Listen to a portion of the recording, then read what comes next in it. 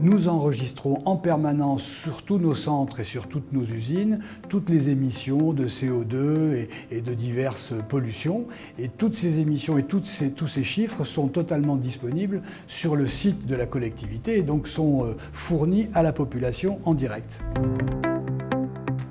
Pas du tout. Sûrement certains complexifient les choses, il y a sûrement des données inutiles, mais en tout cas dans notre domaine à nous, la donnée elle est essentielle et c'est indispensable pour réaliser un bon traitement des déchets ménagers. Combien de kilos tel habitant jette-t-il en matière d'emballage et à quel moment, ce qui nous permet derrière non seulement d'adapter les collectes, bien sûr, les collectivités le font, mais en plus derrière d'adapter l'accès aux usines de traitement.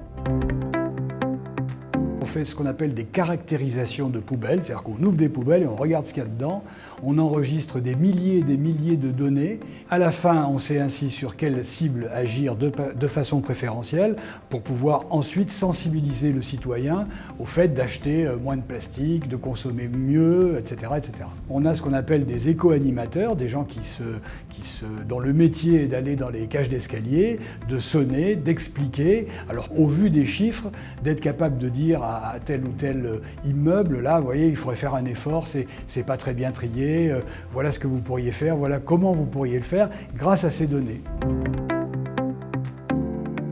C'est plus compliqué quand on est en zone urbaine dense avec 85 communes que quand on se trouve dans un monde un peu moins urbain. La densité y est pour beaucoup, mais chacune de ces communes, chacun de ces territoires ont des correspondants, ce qui fait que cette organisation, qui passe par une organisation très précise, permet de gérer convenablement les déchets et leur traitement.